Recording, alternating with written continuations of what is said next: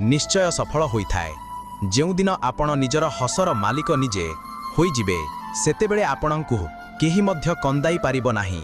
ନିଜକୁ ଏତେ ସକ୍ଷମ କରି ଗଢ଼ନ୍ତୁ ଯେପରି ଯେଉଁ ଲୋକମାନେ ଆଜି ଆପଣଙ୍କର ମଜାକ ଉଡ଼ାଉଛନ୍ତି କାଲି ସେହି ଲୋକମାନେ ଆପଣଙ୍କର ଉଦାହରଣ ଦେବେ। କାହାର କହିବା ମତେ ଯଦି ଭଲ ବା ଖରାପ ହେବା ଆରମ୍ଭ କରେ ତେବେ ଏହି ସଂସାର ହୁଏତ ସ୍ୱର୍ଗ ହୋଇଯିବ ବା ସମ୍ପୂର୍ଣ୍ଣ ଭାବରେ ନର୍କ ହୋଇଯିବ। ତେଣୁ ଧ୍ୟାନ ଦିଅନ୍ତୁ ନାହିଁ କିଏ କ'ଣ କହୁଛି, କେବଳ ସେତିକି କରନ୍ତୁ ଯାହା ଭଲ ଏବଂ ସତ୍ୟ। ଜୀବନର ଆନନ୍ଦ ନିଜର ଢଙ୍ଗରେ ହିଁ ଉପଭୋଗ କରିବା ଉଚିତ। ଦୁଃଖ ବହୁତ ଅଛି କିନ୍ତୁ ସେଗୁଡ଼ିକୁ ପ୍ରକାଶ କରନ୍ତୁ ନାହିଁ। ହସି ଦିଅନ୍ତୁ କିନ୍ତୁ ତମାସା ହେବାକୁ ଦିଅନ୍ତୁ ନାହିଁ। ମୂର୍ଖମାନଙ୍କଠାରୁ ପ୍ରଶଂସା ଶୁଣିବା ଅପେକ୍ଷା ବୁଦ୍ଧିମାନଙ୍କର ତାଗିଦ ଶୁଣନ୍ତୁ, କାରଣ ସତ୍ୟ ଆପଣଙ୍କୁ ଶକ୍ତିଶାଳୀ କରିଥାଏ। ସେହି ମଣିଷ ଆପଣଙ୍କର ମୂଲ୍ୟ କେବେ ବି ବୁଝିପାରିବ ନାହିଁ ଯାହା ପାଇଁ ଆପଣ ପ୍ରତି ମୁହୂର୍ତ୍ତରେ ଉପସ୍ଥିତ ରହିବେ। ଲୋକମାନେ ଚିହ୍ନିବା ବନ୍ଦ କରିବା ପୂର୍ବରୁ ନିଜର ପରିଚୟ ତିଆରି କରନ୍ତୁ। କେବେ କେବେ ନିଜର ହିଁ ଆପଣଙ୍କର ଏମିତି ତମାସା କରନ୍ତି ଯେ ସେ ଆଉ ଆପଣଙ୍କର କହିବାକୁ ଯୋଗ୍ୟ ରୁହନ୍ତି ନାହିଁ। ଶ୍ରୀକୃଷ୍ଣ କହିଛନ୍ତି, କାହାର ହୃଦୟ ଦୁଃଖିତ କରି କେବେ ନିଜ ପାଇଁ ଖୁସିର ଆଶା କରନ୍ତୁ ନାହିଁ।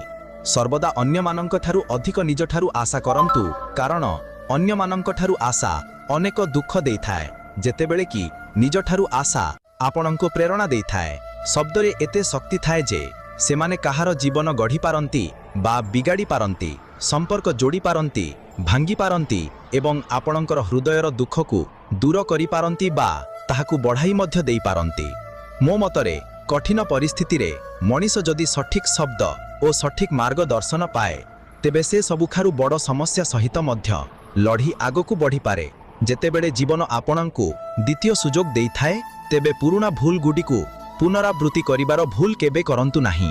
ସମୟ ଓ ଭାଗ୍ୟ ଉପରେ କେବେ ଗର୍ବ କରନ୍ତୁ ନାହିଁ, କାରଣ ସକାଳ ସେମାନଙ୍କର ମଧ୍ୟ ହୋଇଥାଏ ଯାହାଙ୍କର ଦିନ ଖରାପ ଥାଏ। ସମ୍ପର୍କ କୌଣସି ବି ହେଉ, ପାସୱାର୍ଡ ସର୍ବଦା ଗୋଟିଏ ହିଁ ଥାଏ, ବିଶ୍ୱାସ।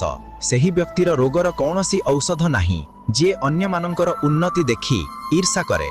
ଯେଉଁମାନେ ଅତ୍ୟନ୍ତ ଶକ୍ତିଶାଳୀ ହୋଇଯାଆନ୍ତି, ଯେଉଁମାନଙ୍କ ପାଖରେ ହରାଇବା ପାଇଁ କିଛି ବି ବାକି ନଥାଏ। କିଛି ସମ୍ପର୍କ ଭାଙ୍ଗିଯାଏ କିନ୍ତୁ ଶେଷ ହୁଏ ନାହିଁ। ଭଲ ମଣିଷମାନଙ୍କର ଗୋଟିଏ ହିଁ ଖରାପ ଗୁଣ ଥାଏ, ସେମାନେ ସମସ୍ତଙ୍କୁ ଭଲ ଭାବି ନିଅନ୍ତି।